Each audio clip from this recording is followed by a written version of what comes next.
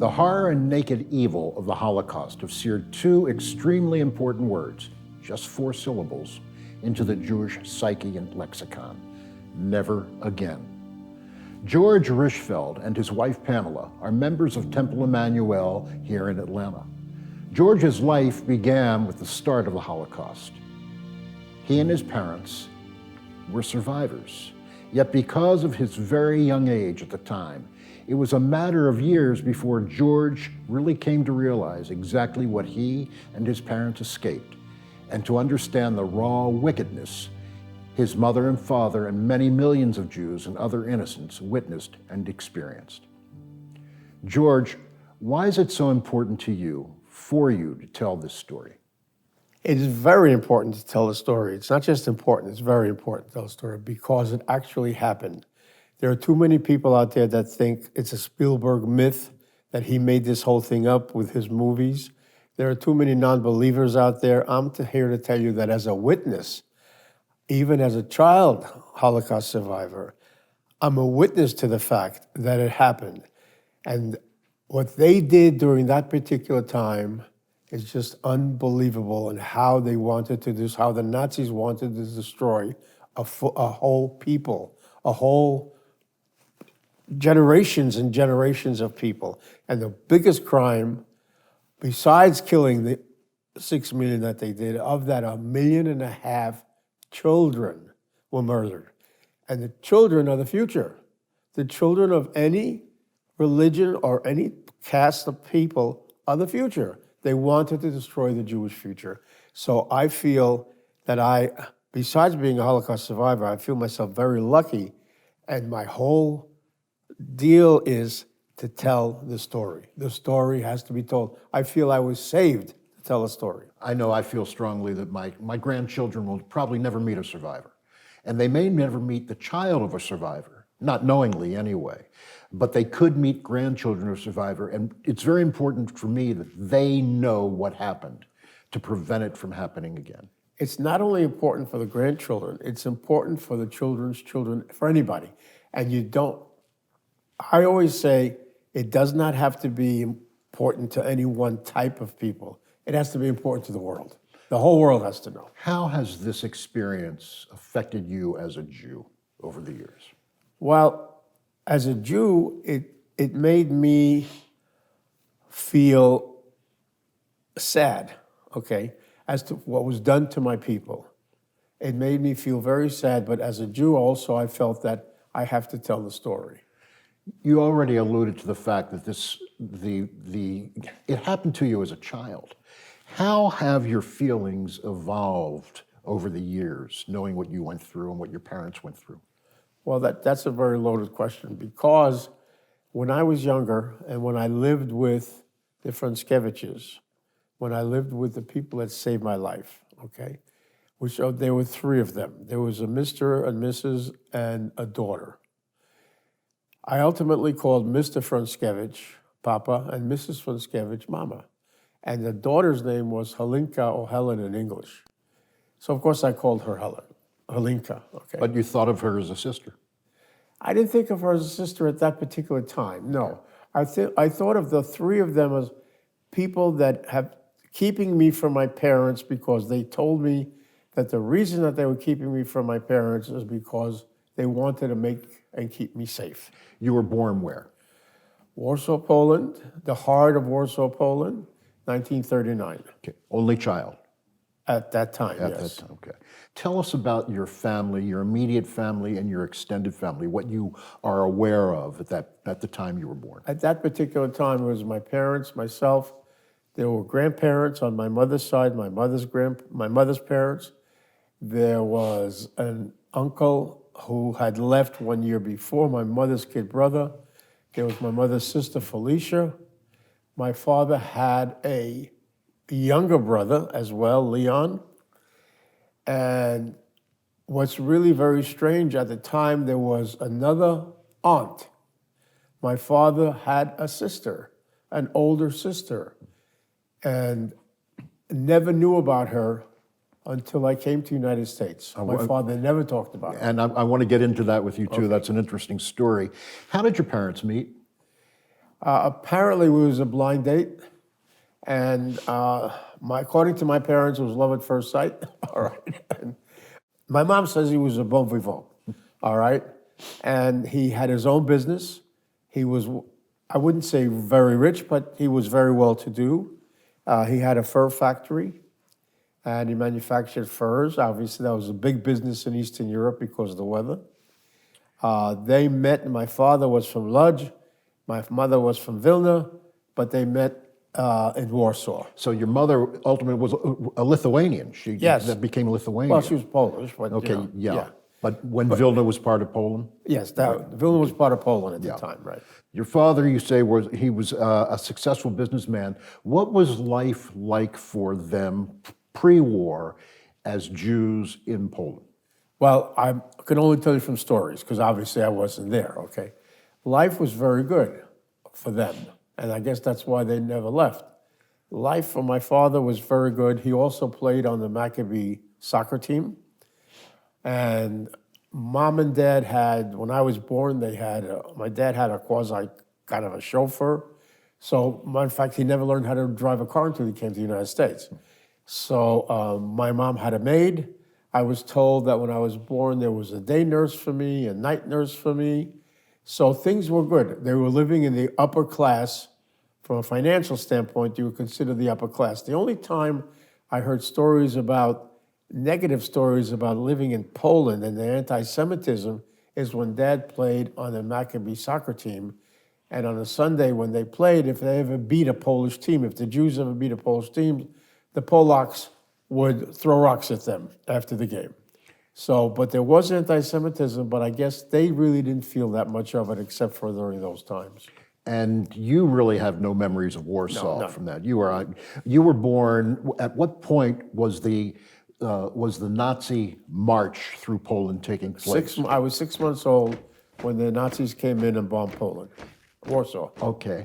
And what happened? What did your family do at that point? They told me what they did is they wrapped me up in a whole bunch of furs and they ran off to Vilna because they thought, it was 300 miles. So they ran off to Vilna thinking they'd be safe there. And besides that, my grandparents were there, my aunt, my uncle were there, and my aunt's baby, my 9-month-old cousin was there. At this point, At that point, Hitler had not encroached that territory. okay, and this was Lithuania now. Vilna was part of It was Lithuania. Vilna, it was part of Poland, and shortly after that they changed. And any idea how you were transported to Vilna? Did you, Well, Mom told me did that the chauffeur take you? No. Mom told me that it was in a cart, in a horse-driven cart. So it must have taken a couple of days. And at one point, Mom even told me that I fell out of the cart into a river as they were crossing a river. And she was so proud of this because she jumped into the river and saved my life. But the furs kept me floating. You would think that they would sink.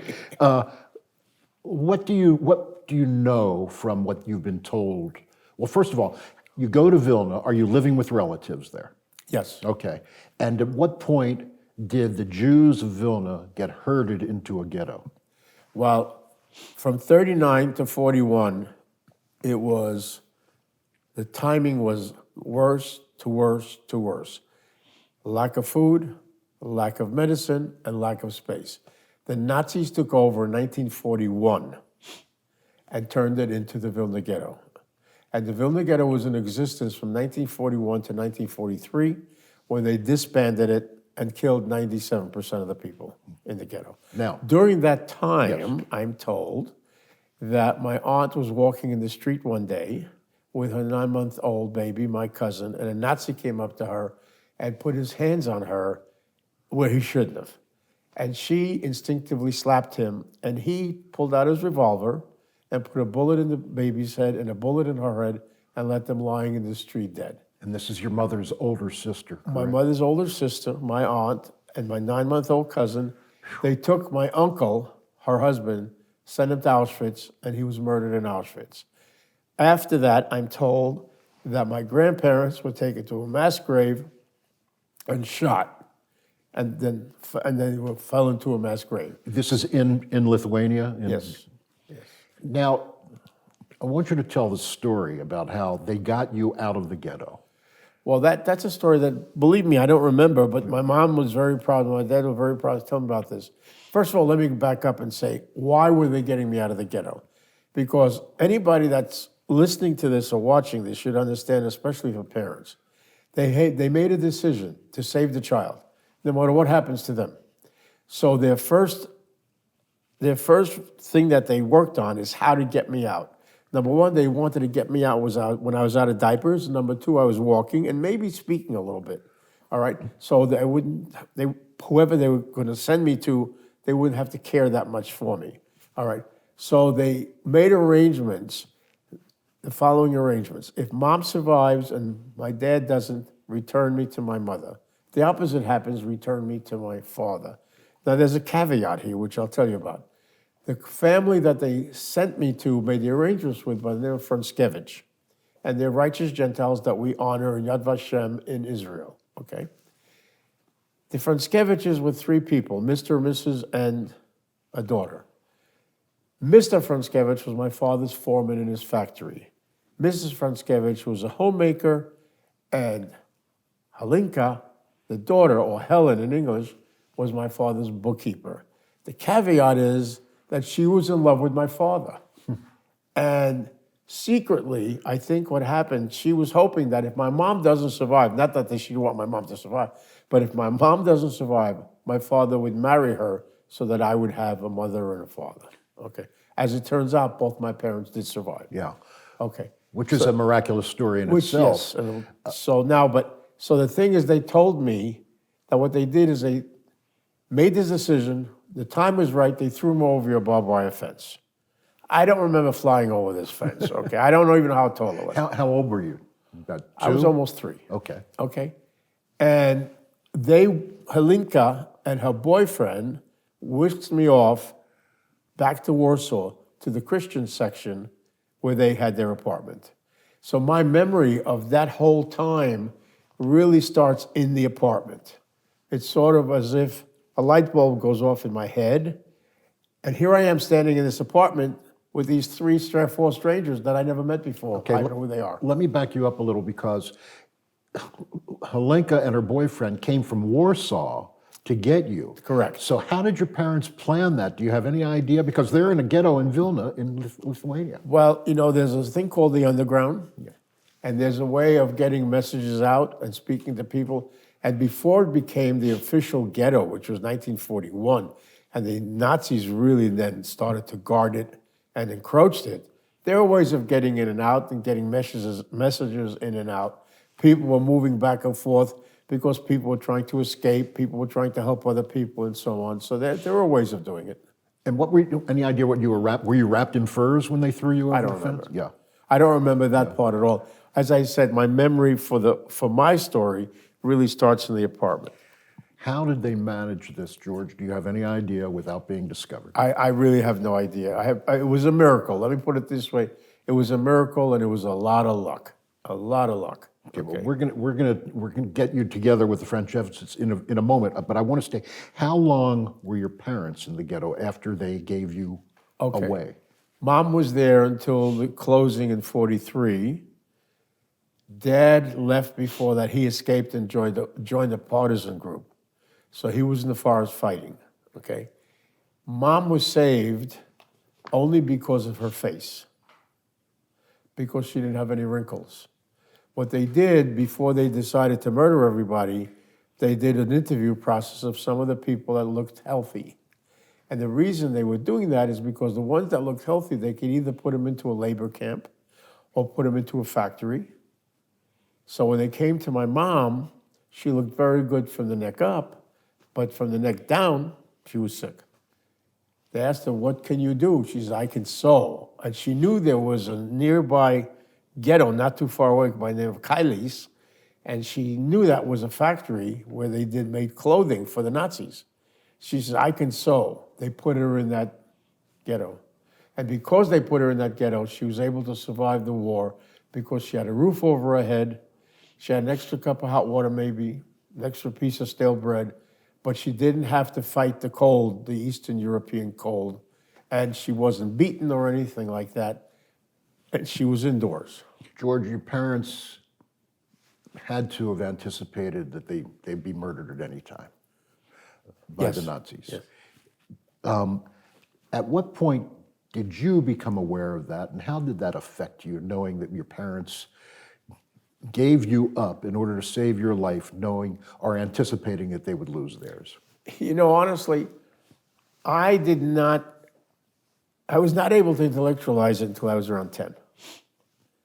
Until then, it was almost like watching a movie. It was fake.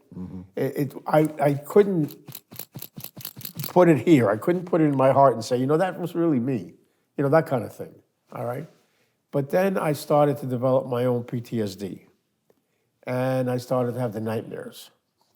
And there were a lot of nightmares, which we can go into. But so it took a while. It took a while. And even in Brussels, we ended up in Brussels after the war. It didn't hit me. What did your parents tell you about their experiences? Your father in the forest and your mother in that ghetto sewing for the Nazis. And they wouldn't talk about it. That's not unusual. They wouldn't talk about it, especially my father wouldn't say very much, but my mother said a little bit, but they were afraid to discuss it with me because they were afraid it would upset me. Until I became a teenager and I started to question them. But even when I started to question them, my dad was very closed-mouthed. My mom, she mentioned a few stories, and it turns out my mom would tell my wife, Pamela, more stuff than she would tell me. As you became aware of these stories, what were you feeling? I imagine that, and not against your parents, but you must have felt deep anger about what was being done to them and to the Jews in Europe. Yeah, I did. To this day, I have that anger. Okay, so it's not just then, but to this day, I don't have the nightmares the way I did when I was much younger, but I still have a lot of. Hate to use the word hate, but a lot of hate in me because of it. It's understandable. And distrust, okay? So it was not easy for me to reconcile with the fact that it happened to me, but the fact that it happened to me, and I'm here to tell the story, so that helps me reconcile it because I want other people to know that it really happened. This righteous Gentile family that in effect was hiding you, and putting themselves in jeopardy by doing that. They were Catholic. And there was the possibility if your parents didn't survive, today you would be a Polish Catholic boy, correct? Well, actually, that was the deal. That was the arrangement. If neither one of my parents survived, they told my parents that they were going to bring me up Catholic as their son. So that was a given. As a matter of fact, I have here, which I can show you, my St. Christopher medal that they put around my neck, 79 years ago, and it's still around my neck. It's my good luck charm, but that's what saved me. With going to church and everything else. When you think about that, and I know how deeply indebted you are and involved in being a Jew, how does that affect your Judaism, knowing that you could have been raised a Catholic? It makes me proud. It makes me very proud from the standpoint that we were able to survive, and some of us were able to survive. And believe it or not, there are stories out there that said the Jews didn't fight; the Jews fought. There's a lot of underground going on, and a lot of people. My father being one of those guys that tried to to get the Nazis everywhere every time he could. So it makes me proud. I'm just sorry that so a lot of the people that didn't survive. Did he ever discuss any of the confrontations he had as a member of the resistance living in the forest? I asked questions of Dad, how many Nazis did you kill? Dad, what did you have any hand-to-hand stuff with a Nazi? He said, George, let's go have a drink. Don't you want something to eat? I mean, he just couldn't talk about it. There's one story that he did tell me. There are two stories, but there's one story that he did tell me where he was going back to the forest, and there was a woman sitting actually leaning against a tree with her, 6-month, 9-month-old baby. And he walked up to her and said, "Can I help you?" And she said, I am waiting for somebody to pick me up. I guess another partisan was going to pick her up. And he said, but you look, she says, I'm very hungry. So in his backpack, he had some bread that he had stolen. He gave her, he said, here, take this loaf of bread. And she said, I can't take it. I said, what do you mean you can't take it? She said, well, I can't pay you. He said, I don't want money. Take the bread. Pulled a second loaf out and said, take the bread. She said, I can't do it. I'll do it on one condition. And she takes off her wedding ring. And she gives him her wedding ring. She said, if you take this, I'll take the bread. And he took the ring. He put it on his pinky, wore it through the rest of the war for the rest of his life until he passed away. Wow. Yeah. Now, you took these two people, Helenka and her boyfriend, drive you 300 miles away from your parents back to Warsaw. I don't know how they drove either. Okay, well, whatever. They took you 300 miles away, and all of a sudden, you placed yourself in memory in this apartment surrounded by four people you don't know. Right. Confusing? Not only confusing, but I was scared. Okay, because I was crying. I said, I want my mommy and I want my daddy. Where's mommy and daddy? Yeah, you're not even 3 years old yet. No, I'm almost 3 years old, but I want mommy and daddy. Where's mommy and daddy? And I'm scared. I don't know these people, right? So they started to hug me. They started to kiss me. They kissed me on the forehead. They kissed me on my cheeks. They kissed me on my mouth. They pressed so hard my gums hurt. And they were hugging and saying, don't worry, your parents will be with you soon. And then they started to put food in my mouth. Well, that calmed me down even more, okay? But I actually, the warmth and the love that they gave me is what made me calm down. And they kept saying, don't worry, they'll be with you soon, they'll be with you soon. All right. So there's so many experiences that you're describing and the feelings that had to go along with them. Once you were able to intellectualize the risk this family was taking Right. in hiding you, what does that conjure up? That conjures up a lot of love. That conjures up a lot of warm feeling. That conjures up a lot of bravery. You know, they were in just as much danger as I was. If they were discovered, they were dead. There was no such thing as, hey, Mr. Nazi, I'm never going to do this again. I only hid this child this one time. I'm not going to hide any more children. There's no such thing as a second chance. You're dead, all right?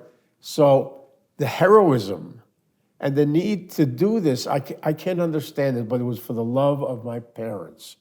And you know, there was a psychological study done where they interviewed a lot of people like this after the war, and they asked them, why did you do it?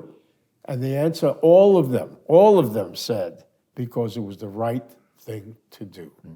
So that was their feeling, okay? Now, I think that part of my personality and part of who I am today is some of the formative years that I was with them. And these were very impressionable years for you. Very.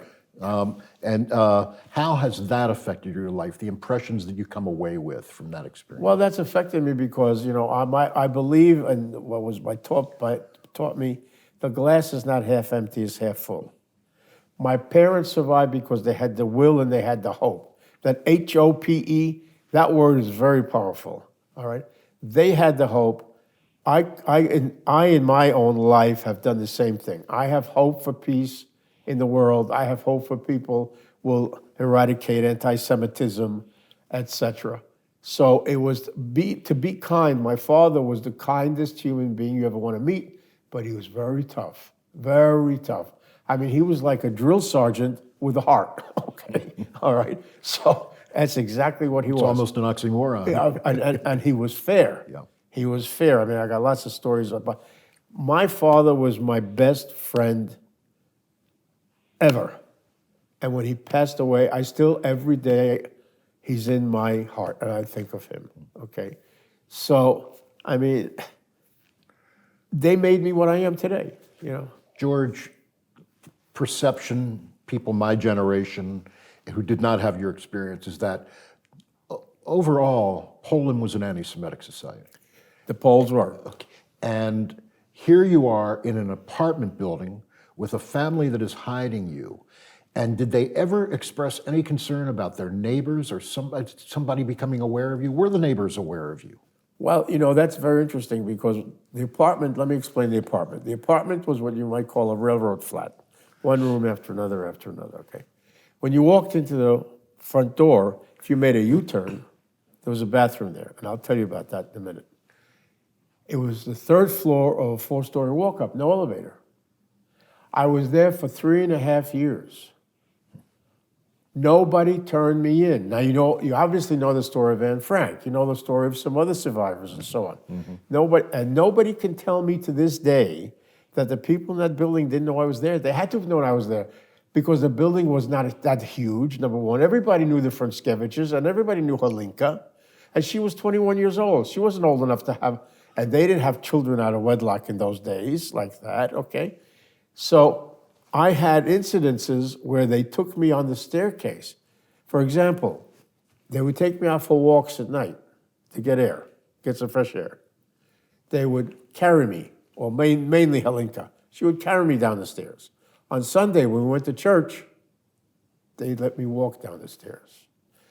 What's the difference? I don't understand. Yeah. But people in that building had to know, and nobody turned me in. You want to talk about luck. Are you aware of any other children who were sent away from the ghetto in Vilna like you were? Not till after the war. Okay, but there were others who were, and You mean Jewish kids who Jewish were, kids that escaped? well, or were given to there are righteous others. Gentiles. There were others, yes. Were you aware of any others in Warsaw, or did you become aware of that later? Okay. Now you said you called the father Papa, Right, the mother Mama, right. and Holinka was just Holinka. Correct. And you said while you felt toward the parents as parents, she was not really what you would call a sister. No. More of a friend, Yeah, more of a friend. Yeah. but you were very close to her.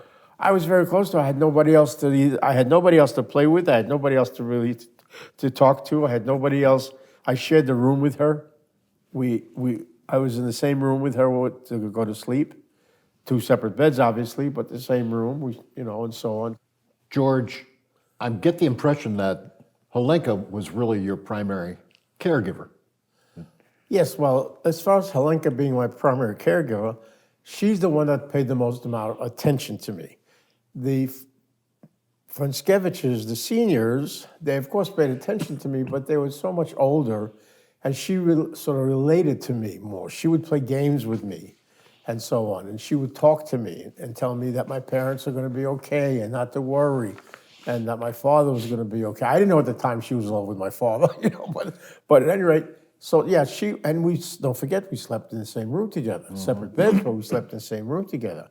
So at night, we'd chat, we'd be talking about things. I said, I don't remember what things, but, and so on. So it was a relationship that we really had that was very warm. Well, you couldn't go to school because No, of the first of all, I couldn't situation. go to school because I was Jewish. They would have found out. And number two, they don't put kids in school at the age of 3, 4, 5. But was she sort of like a teacher to you? Did you learn from her? Well, her kindness. I learned her warm heart. I learned her kindness. I learned being good. I learned how to eat certain foods and so on. And she was a friend. I know at that age you say, that's my best friend, okay, because that's all you have anyway. Right. I did not play with other children. I didn't know what it was like to play with other children. I was always with adults. So there were strict rules too for you. Oh yeah, one of the biggest rules was never leave the apartment alone. The other strict rule was if somebody comes to the apartment, you don't go to the door. You don't answer the door, okay? Okay, and there's a story behind that we'll get There's into in a minute. a couple of stories. But that being the case, you said, of course, you couldn't go to school even if you were old enough because you were Jewish. Right. Did you have any sense of being Jewish at this point? No. Religion was not something that was in my brain, so to speak. Now, there are stories we could go into in a while about me going to church, but going to church was almost like entertainment. People would sing, and people were supposedly happy and so on in the church. So to me, it wasn't a religious experience. Let me put it that way. So, but they took you to church. It would really be fascinating to know how they explained you to other congregants. There was no explanation. You mean to other people or Yeah, to me? to other people. There was no, first of all, they didn't introduce me to anybody. All right. In the church, the people that they knew, they didn't introduce me. But the people that, just picture this, here I am in this church, people know them, they know that I'm not their son. All of a sudden, they Right. have this toddler. So, yeah. And nobody said a word. Yeah. Nobody Wow. said a word. Wow. All right. So, but as far as that's concerned, they didn't bring me to, I say, this is neighbor Joe and this is neighbor Jim and so on. Say hi to this little kid. His name is, none of that went on. You went out for a walk with Helinka one night. Tell that story. Yeah, well, when I say we, I mean me and Helinka. The seniors didn't go out for walks with me. So we're out in the street one night and we get caught up by a Nazi patrol. Now, to me, I didn't even know what the word Nazi meant at the time. They were soldiers, okay? This Nazi jumps out of his vehicle and starts to flirt with Helinka. And I'm just standing there. And he looks at me and he says, "Where's your mother?" Now, I was just formulating words. My vocabulary was still pretty bad. So I didn't tell a lie. I heard, they told me that my mother was in the ghetto. I didn't know what a ghetto was. I thought it was a house or a place. I didn't know what it was. So, but the way it came out in my broken Polish, it came out in such that it sounded like my mother's lying in the mud somewhere. He thought I was really a prankster. He pinched my cheek. I can still feel a pinch today. He pinched my cheek, slapped her on the rear end, reached in the vehicle, came out with an apple, gave me an apple, and told us to keep walking. Talk about luck. Yeah. Well, that's not the only story, That's though. not the only story. Yeah. You're not allowed to answer the door if you're home alone. Let me tell you about the Home Alone, because this happened a few times, but in one specific time, Helinka and her father would go to work for the Nazis. That's how they made some money, and that's how they were able to get some food, etc. All right. Mama Franskevich could not. She had problems. I understand she had problems with her hips and arthritis and this and that. So she was home with me. Okay. One day, the two of us, me and Mama Franskevich, and she says she's going out to get some food, and she's not obviously taking me with her, but she said, "Remember, no matter what happens, if anybody comes to the door, you don't answer the door even if it's your father." I'm a kid, I don't understand this. I said, "Okay, no problem." But later on in years, I said to myself, I tried to intellectualize that. I said, why would she say that? Was this woman's intuition? She must have known that 1943, 97% of the people in that ghetto were murdered. She had the feeling that my parents probably did not survive. Right. She didn't know my father escaped. She didn't know that my mother was in the factory, in Kylie's. But yet she said that. I said, okay. So now I'm in the apartment and I'm bored. I tell, when I tell a story to the kids, I said, there's no Nintendo, there's no TV, there's no iPhone, there's no iPad, and so on. So what do? I go, my room was the last room. And remember I told you it's like a railroad flat. My room was the last room. So I sat at the window, and if I looked out 2 blocks forward, I could see like an infirmary. And they would bring these soldiers in for minor repair, minor health care issues. Now I was told those are the bad guys. So what do you do with bad guys? You shoot them, right? So with this finger, I sat there and I shot these Nazis. I was shooting these soldiers. I didn't know Nazi, but they were bad guys. So I'm shooting, and there's a knock on the door. And remember we talked about the bathroom. I ran to the bathroom. And Nobody heard your gun. No, right. And I ran to the bathroom, and if you were my height at that time and you stood on the toilet seat, there was a slotted window here. You could see who was at the front door. And it's my father with another man. And this other man moves his jacket and reaches in his back pocket. He pulls out a handkerchief to wipe his brow, and I see a gun in his belt. Now, I never saw this gentleman before in my life. I know it was my father, but I was told, don't open the door, and I didn't. My dad could not see me. I could see him. I don't know if it was 5 minutes, 10 minutes, 15 minutes, a half hour. First of all, I didn't have a watch. I didn't know how to tell time yet. First person to walk up the stairs, Mama Franskevich. She lets them in, and my dad says to me, why didn't you, if you knew I was standing there? And I told him, he understood. Well, the story has a very sad ending. But the first words after we hugged and kissed and all that, I said, Pop, where's Mommy? Why didn't you bring Mommy? And he said, don't worry, she'll be with us soon. She's okay. They left the next morning. They were at the edge of the forest going to their encampment, and a Nazi patrol came upon them and started shooting at them. And they started running in to the forest, neck and neck, just like this, neck and neck, and somehow my dad's buddy got behind him, and the bullets that were headed for my father hit his buddy and killed him. My dad said he turned around, couldn't help him, and he kept going, and he made it. Now, this guy was his best friend since they were 4 years old. Wow. Best men at each other's weddings. They did everything but sleep together. They hung out together. They did everything. Okay, they were the four, my mother, he and his wife, always together, all right? And that's how his buddy, and he also escaped from the ghetto with my father. His wife never made it. His wife was one of the ones that was murdered in the ghetto, where my mother did make it, all right? So I had this thing to kill Nazis with, right? So now, same story almost, where they leave me alone again, and there's a knock on the door again. 1945, Christmas Eve of 1945.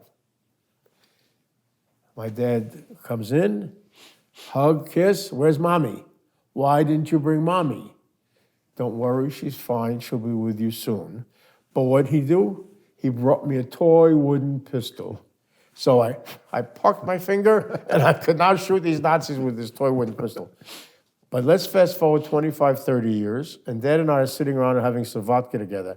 And I said, Pop, do you remember those 2 times you came to visit me? Yeah. And both times I said, where's Mommy?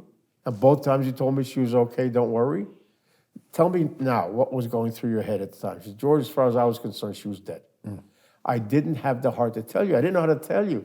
You know, then we went through the story of 1943 where the Nazis disbanded the ghetto. He said he was sure she was one of the 97% that was murdered. The Nazis came to apartments looking for hidden Jewish kids.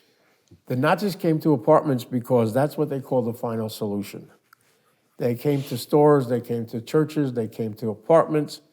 And what they would do is they'd bring a truck, all right? It would either park in front of the church or the apartment house or whatever, and they would walk in. So I had 2 instances with them during that particular time. Now, the final solution was to kill as many children as possible. So they had different methods of trying to find children. One would be dresser drawers.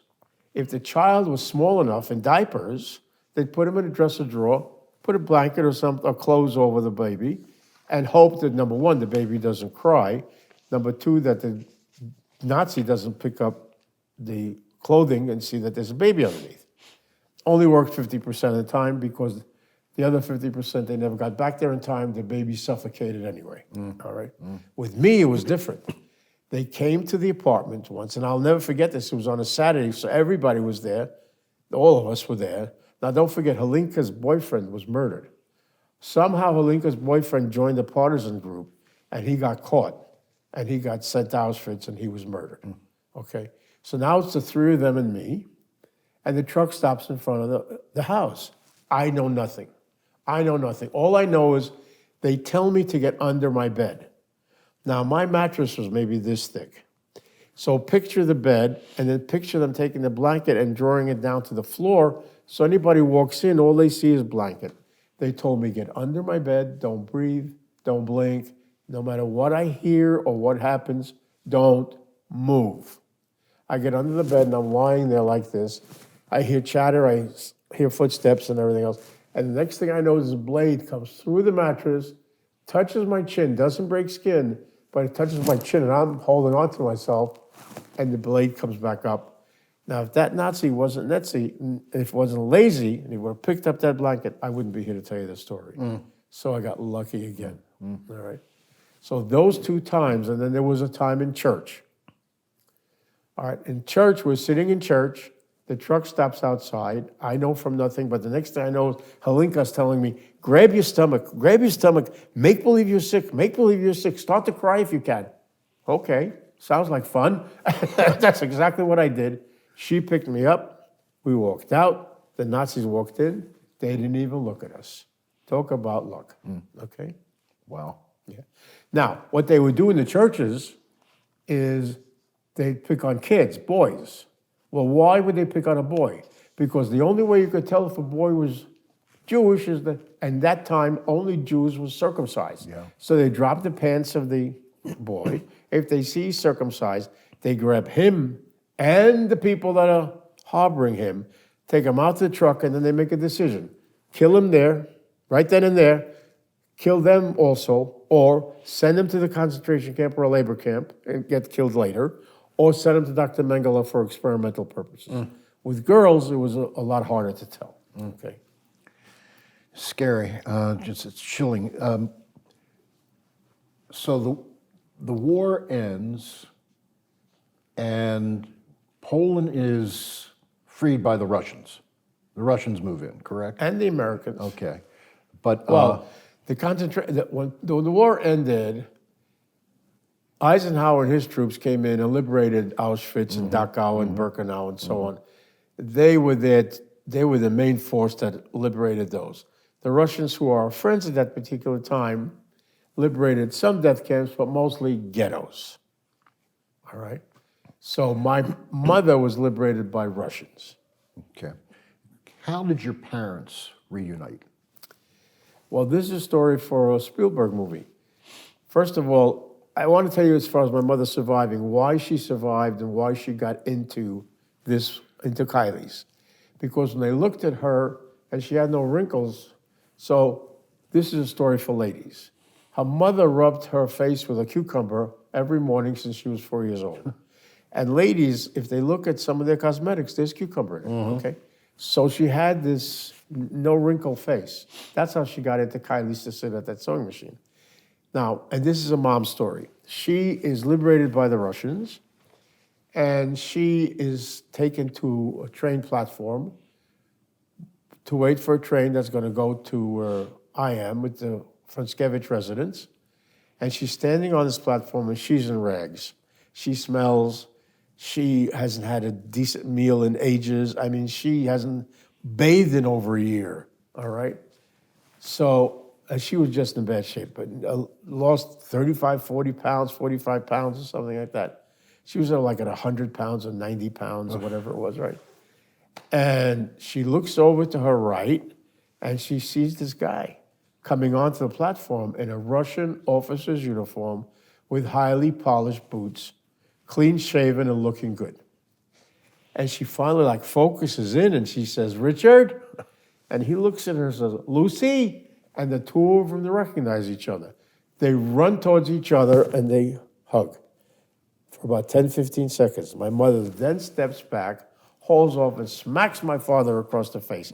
And he says, "What's the matter with you? Are you gone nuts? Are you crazy?"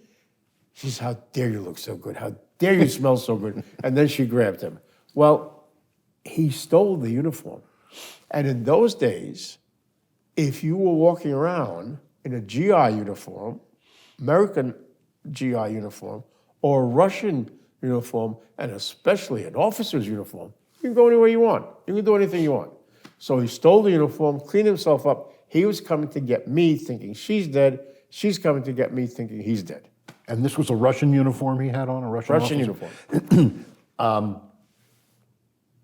So did they board the train together? They boarded the train together and came to the apartment together. Okay. When that door opened up and I saw the two of them, I just jumped on them and I stayed there for a while. You're how old at this point? I was like 5.5, almost 6. And had your father came and visited you a couple of times? Yes. When you were in the apartment.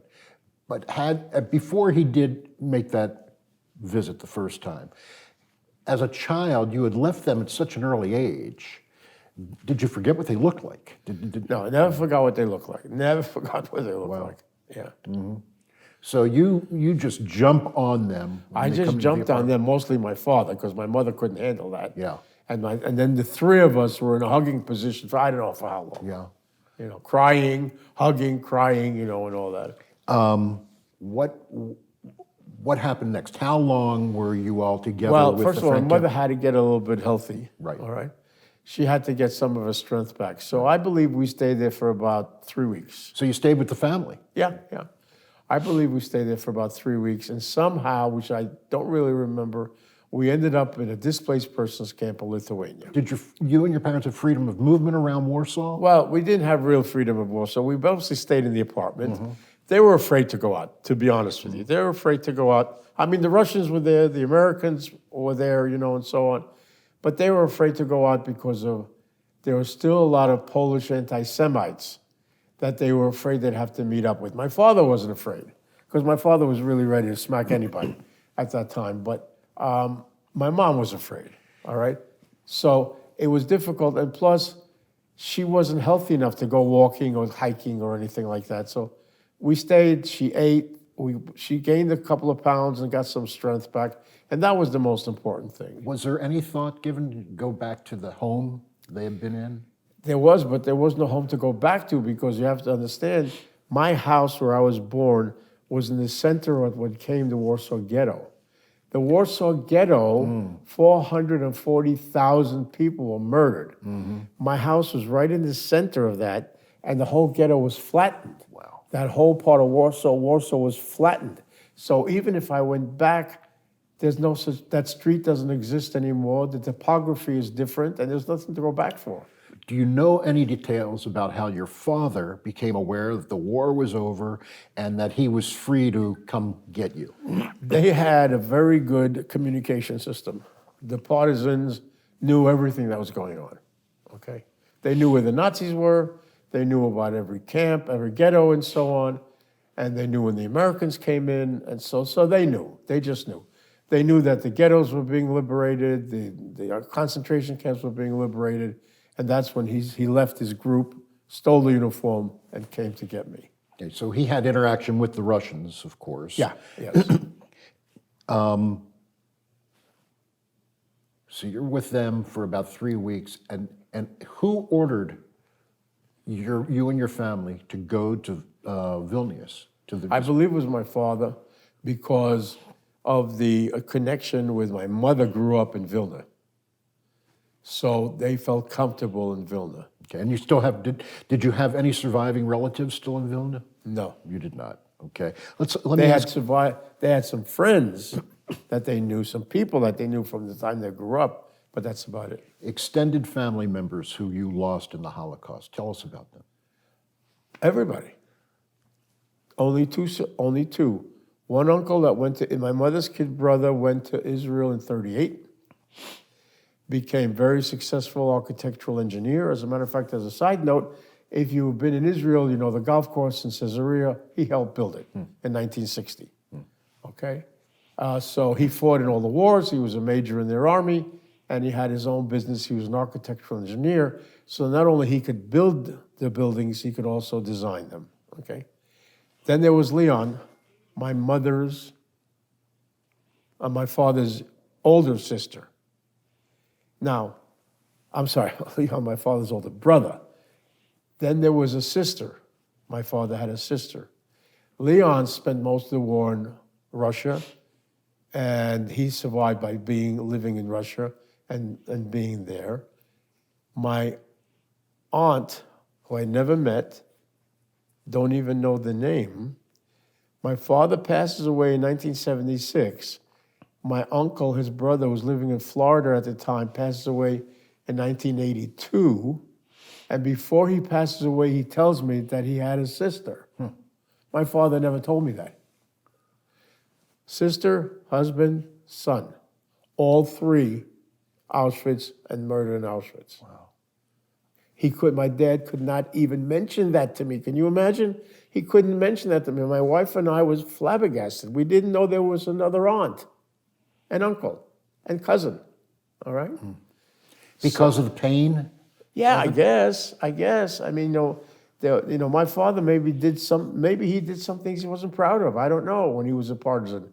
But all I know is that it was painful to talk about it. So you're leaving Warsaw for Vilnius and the displaced persons camp. What was it like leaving that family that had taken care of you for 3.5 years? To be honest with you, it was heartbreaking, but at the same time, very joyful. Because don't forget, I'm going with my parents. These are my heroes. They may be heroes, and they took good care of me. But now my real heroes are here, the people that I should be with. You know, How were they reacting to you going away? they were very sad. They wanted me to stay, believe it or not. They wanted, because they grew to love me, you know, and so on. So it was kind of bittersweet.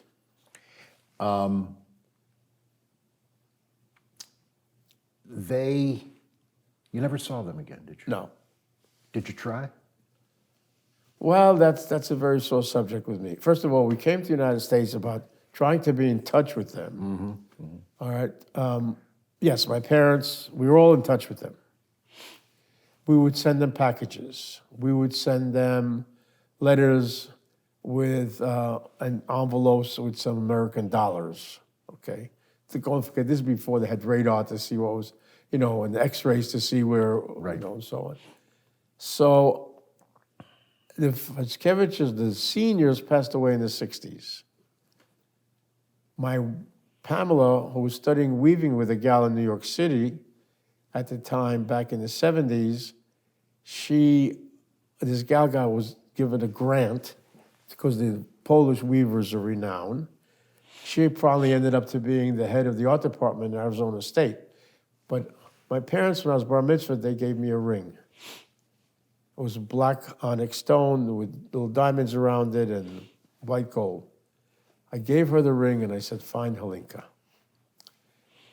She found Halinka, gave her the ring. We got a letter back saying, sold the ring on the black market, enough money for food for 9 months. The communists were in control. We would send them a box with 3 pairs of jeans, 4 sweaters, and 6 pairs of stockings. We get a letter back. The sweater and the jeans are going to keep me warm. One pair. Right. One pair. The communists would take out Yeah. 99% of the stuff. We were happy. We didn't care. She had a sweater and a pair of jeans, you know. At this point, did you realize you really had a front row seat to one of the most horrible events in history? Was that becoming intellectualized to you? The horrible event is still with me, all right? From a history standpoint, that's one issue. But the main issue with me was that once we came to Brooklyn, New York, for some reason, I developed my own PTSD. And my own PTSD was nightmares, being pinched on the cheek, the knife, being carried out of the church with the Nazis being, you know, and so on. Yeah. So I had to sleep with the light on, a small light, and I had to sleep with some soft music and the door open. That ended in 1956 when I joined the United States Army. Okay, we'll come to that. Yeah. You mentioned a song. Your father knew a man who was in the concentration camp who wrote a song about the Jews who were being his held. name, the gentleman that my father that I told you about, his name was Sigmund Berlin, and he was a musician, and he did survive the war, and he wrote a song that in Yiddish is called Wohin soll ich gehen, which means where can I go? You can get it on YouTube and you can listen to it. And it's a very poignant story, and just the title tells you the whole story, where can I go? All these Jewish folks, all these people that were prisoners and survivors at that particular time, they were thinking, where can I go, really? You know. And you became especially attached to one version of this by singer Steve Lawrence. Correct. And he has done it both in Yiddish and in English. And yes, and it's on YouTube. So you go to the displaced persons camp. Life was not good there. What was it like? Well, life was good at the beginning because, first of all, I had freedom to walk around. Second of all, we had food that we didn't have to steal. We had a roof over our head, you know, et cetera. We shared a room with 6 other couples and so on, which was okay, you know. That was a palace in comparison to the ghettos and the concentration Are your camps. memories still pretty vivid about that? Oh yeah, oh yeah. And I remember one of the most stories that stands out in my mind the most is one day I'm out playing with some other children. Now, mind you, this is the first time I played with anybody that was close to my age, because I was always with adults.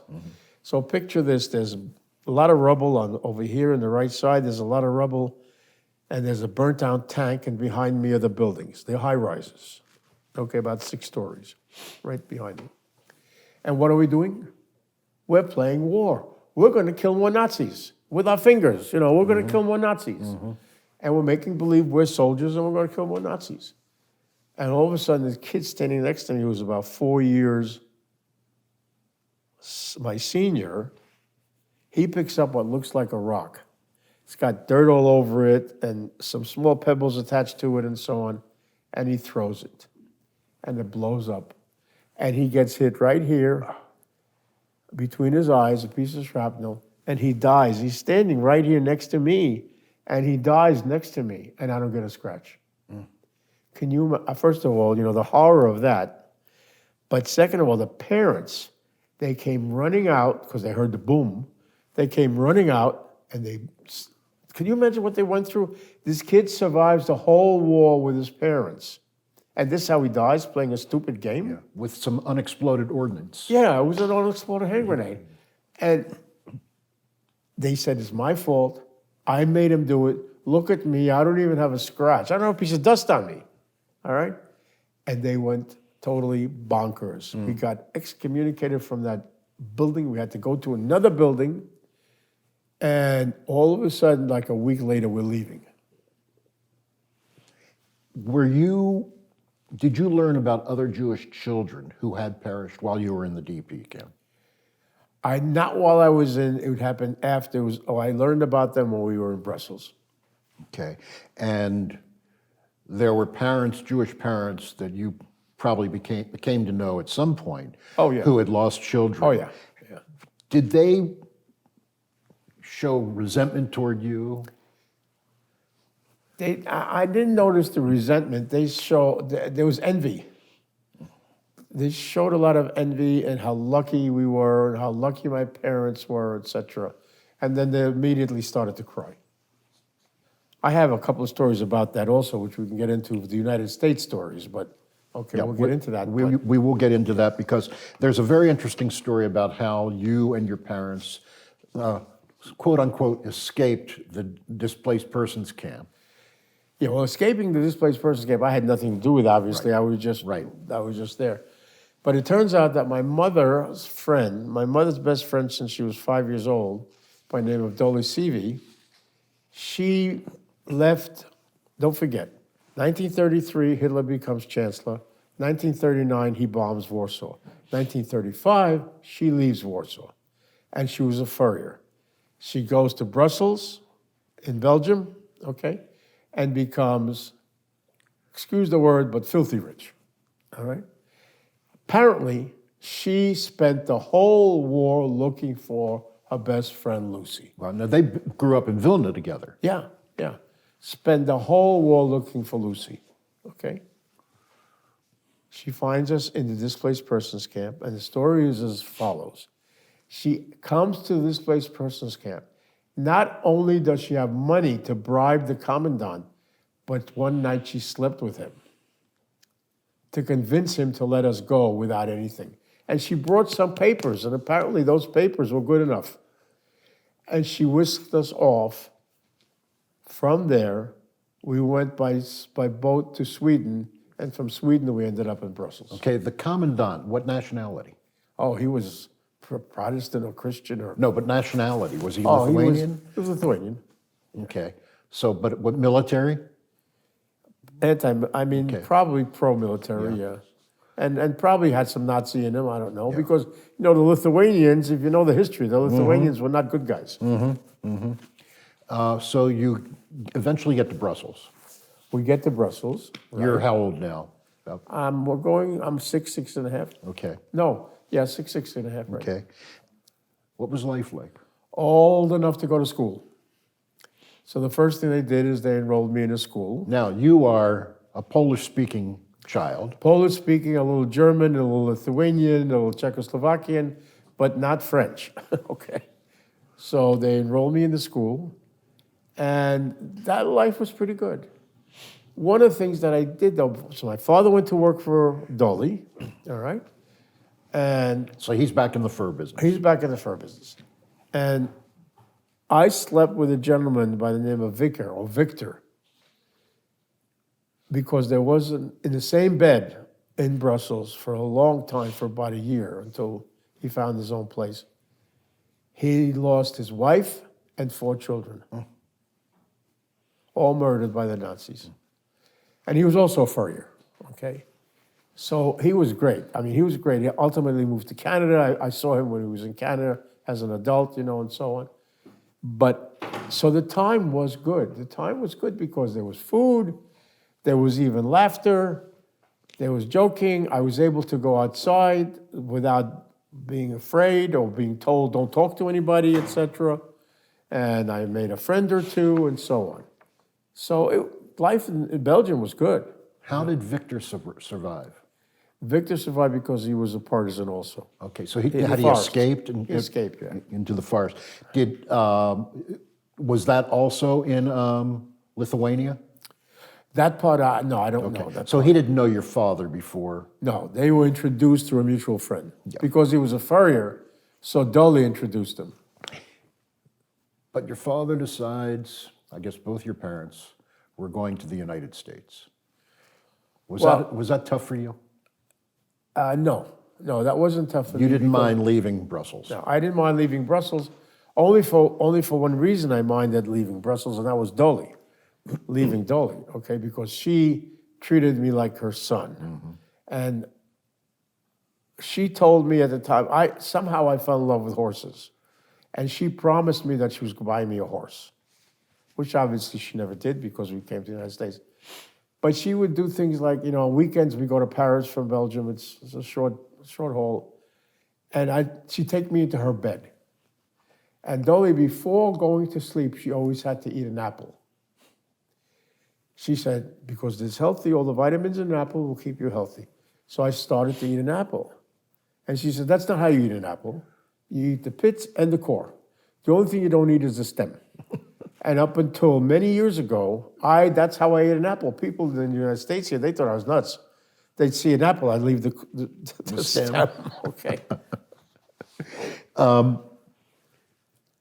Did you have enough interaction, or the type of interaction with other survivors in Brussels that you were learning their stories, other than Victor? Well, Victor was one, and no, not really, because they didn't socialize that much. We socialized mostly with Dolly and her husband and her family there, whatever family they had.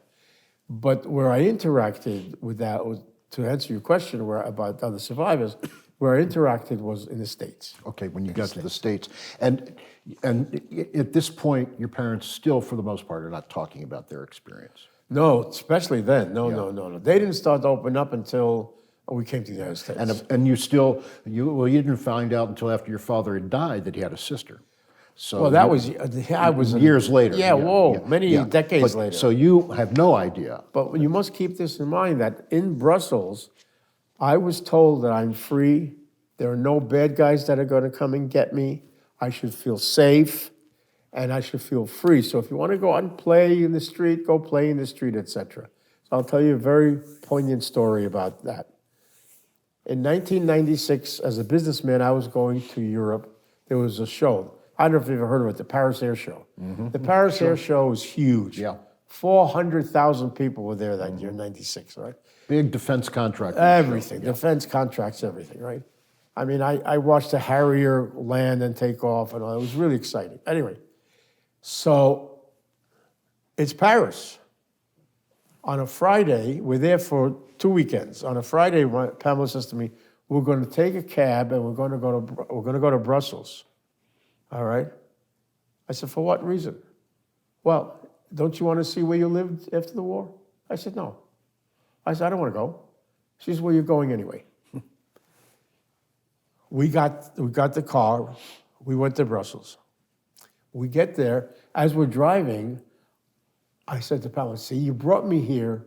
Why? I don't recognize anything. And then all of a sudden, I started to recognize stuff. The neighborhood, because I never got past a certain block when I was a kid playing, right? So, and I said, stop, there's the car. There's the house. I said, Pamela, you happy now? Let's go. She said, no. Go out and let's go see the people. I said, you're crazy. Nobody's going to talk to me. She forced me to go outside. She said, ring the bell. I said, I'm not ringing the bell. She said, ring the bell. I rang the bell.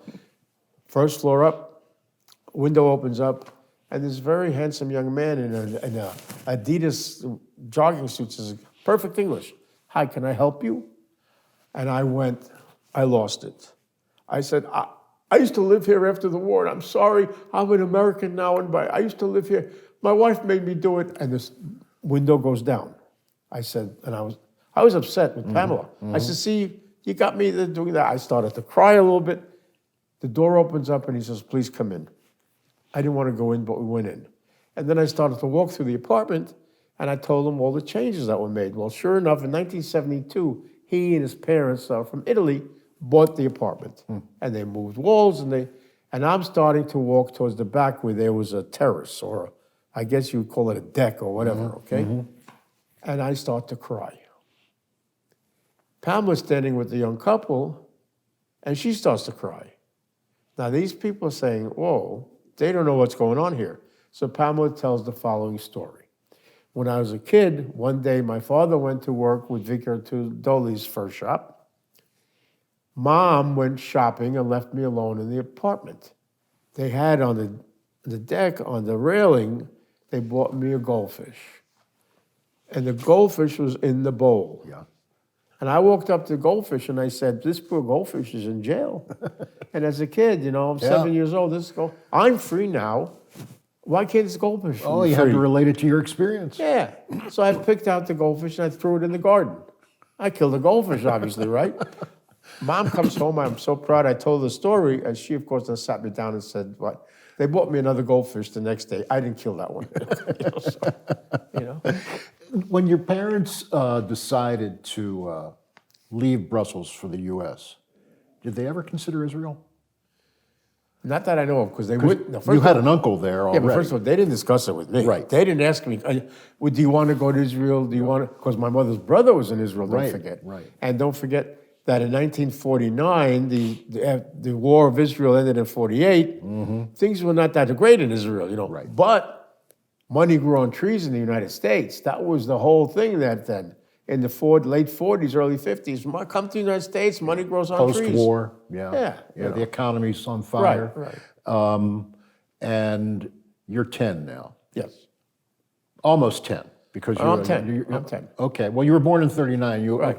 This is 49. New Year's Eve of 49. Okay. Okay.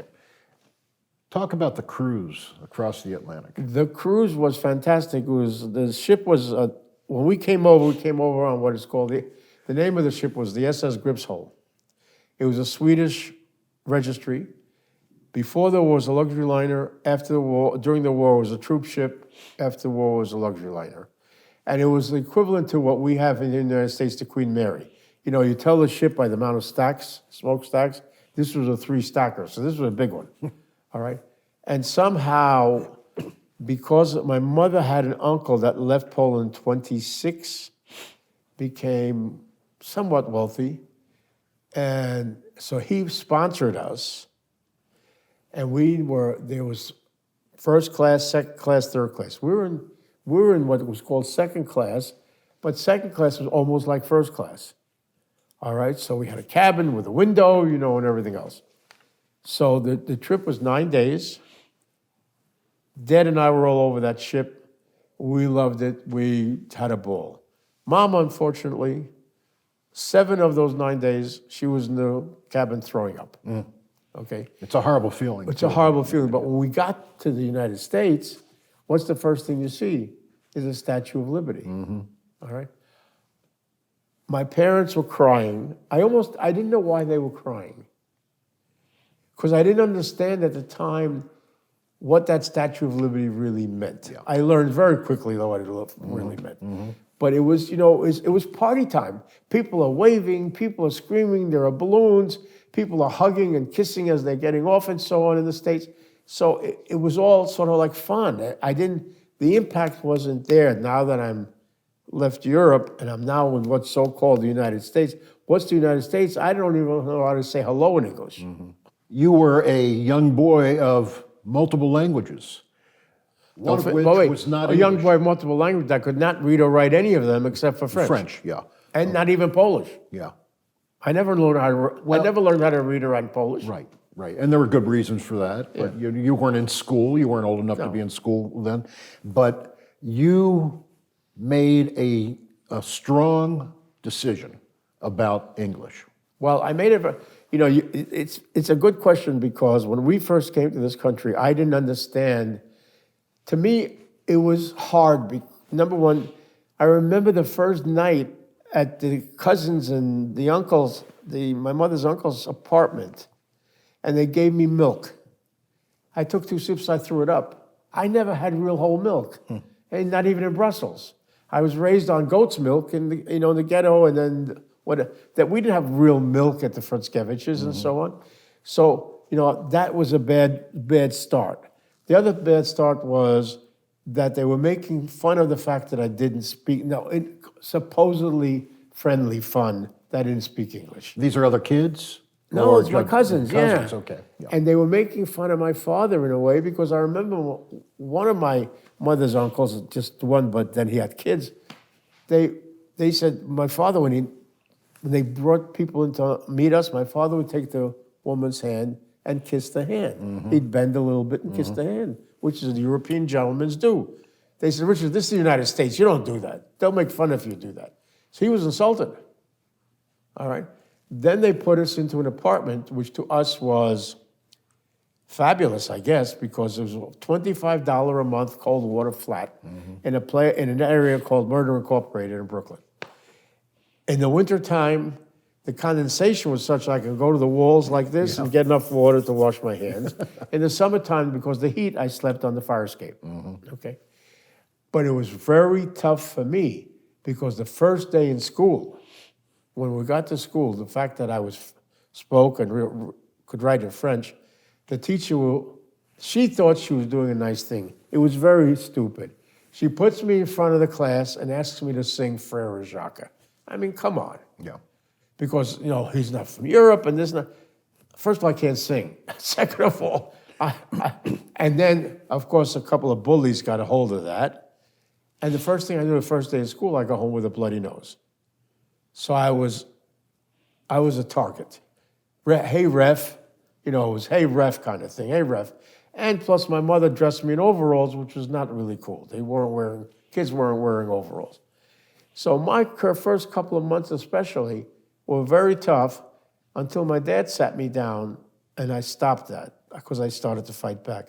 But I also vowed I'm not going to have an accent, except maybe a New York accent that I didn't realize about, but I'm not going to have an accent. Nobody's going to call me ref again. Because once I started fighting back, they left me alone. Okay. So my formative years here in the United States before I really got into the English language were tough. We're not comfortable and not happy. Well, you certainly had an aptitude for language. And so the it didn't English take must me have long. come very quickly. Didn't take me long. Yeah. Right. Were there any fears about coming to America? I had no fears about that because I didn't understand. Yeah. No fears. I was with my parents. Listen, I was with my parents.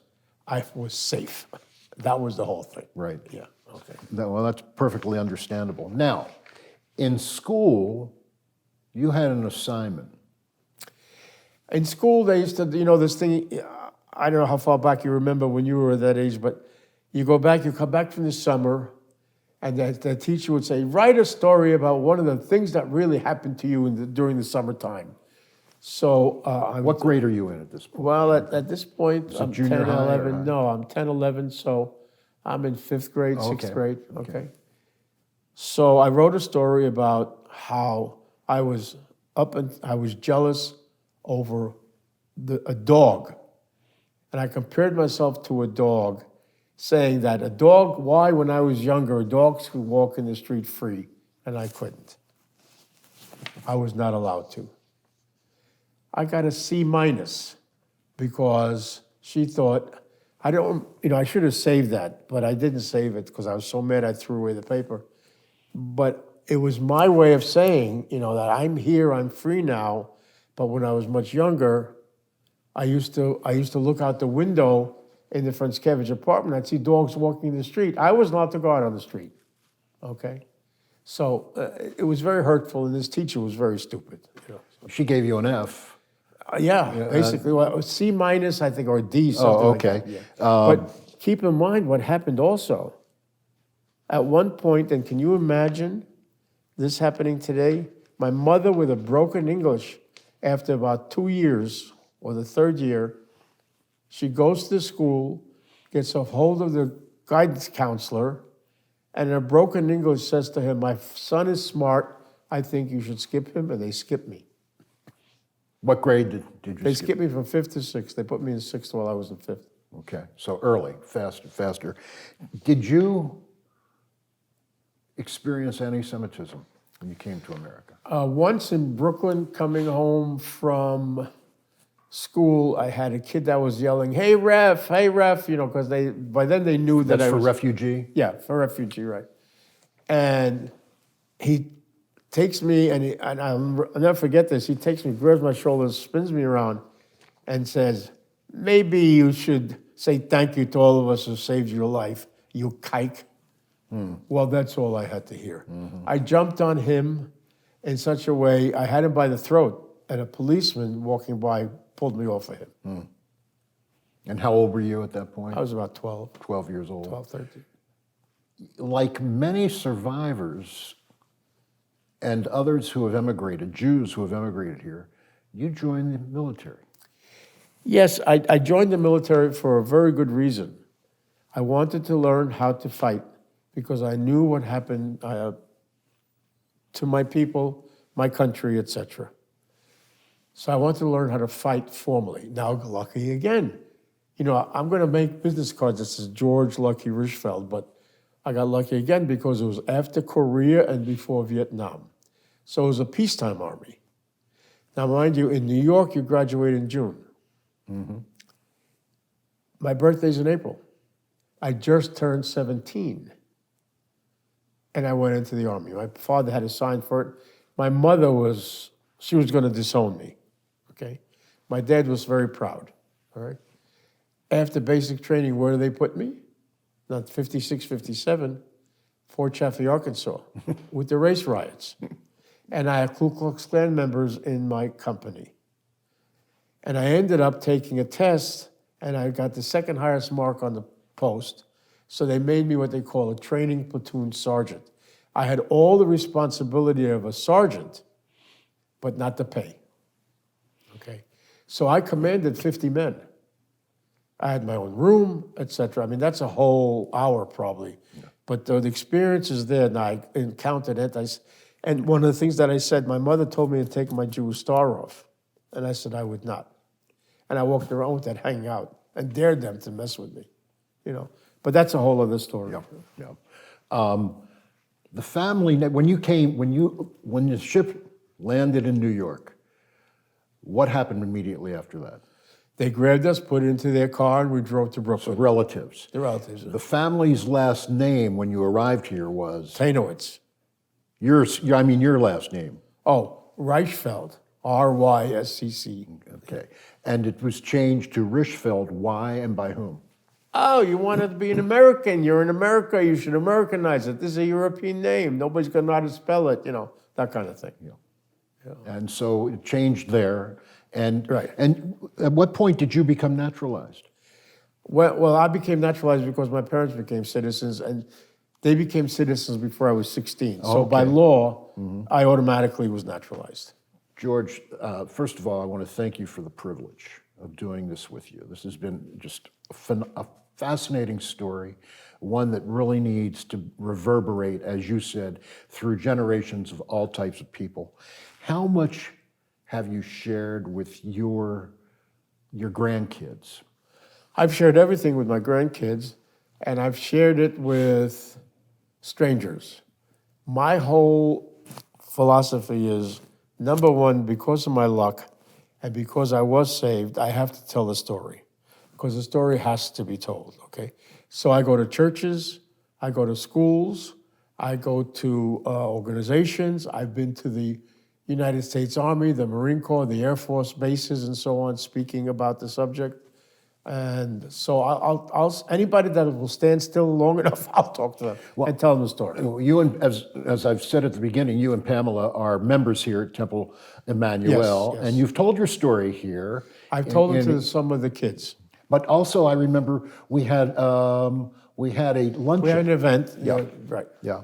Well, again, I know there's more you want to say, but I know Pamela, and despite her very petite appearance, She's tough. she's a very strong lady. Can I just interject something, Go ahead. please? One of the things what happened here in the States, when you asked me the question about knowing other people with children, one of the things that I find very important for people to know, my parents never assimilated, never had American friends. All their friends were survivors. Wow. There was about 6 couples that they used to have dinner with once a month in a different apartment in New York. So every 6 months, it was my mother's turn, right? 6 couples. Every one of them were survivors. Every one of them was not with the wife that they originally married or the husband they originally married. And every one of them lost children.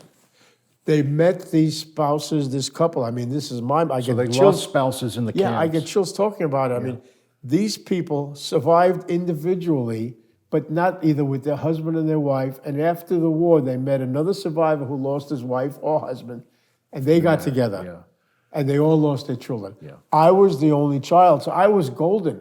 When they would come to my parents' house, it was Georgie this and Georgie that and Georgie this. I was the golden child. All right, now can you imagine that?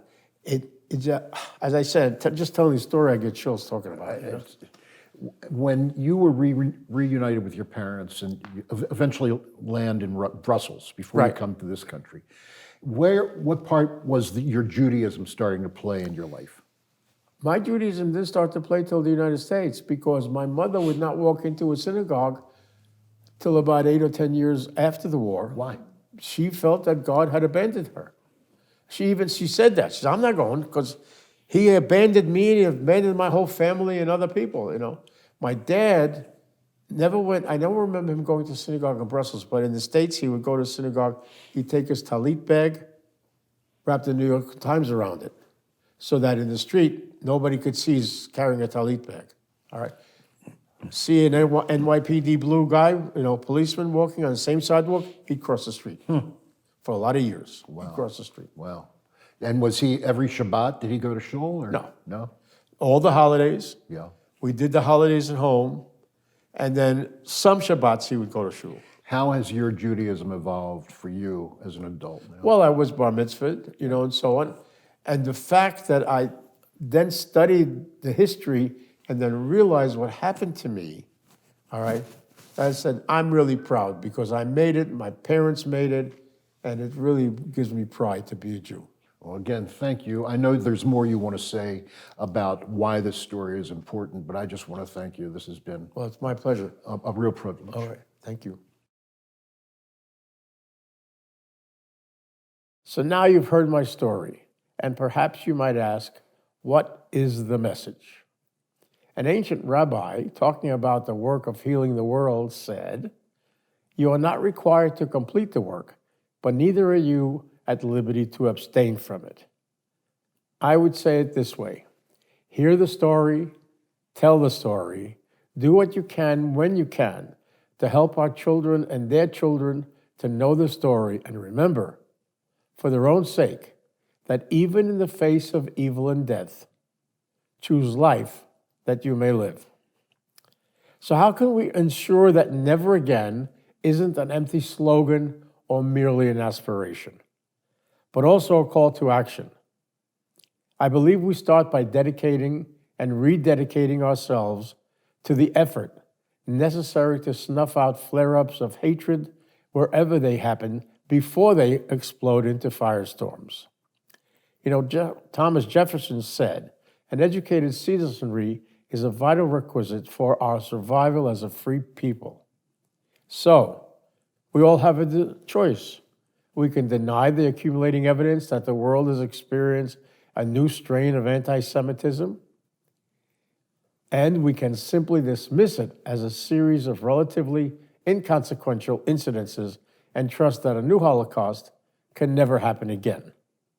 Or we can dedicate and rededicate ourselves to the effort necessary to snuff out flare-ups of hatred wherever they happen before they explode into firestorms. Now remember, Anne Frank said, give of yourself as much as you can. You can always, always give something, even if it's only kindness. If everyone were to do this and not be as mean with a kindly word, then there would be much more love and justice in the world.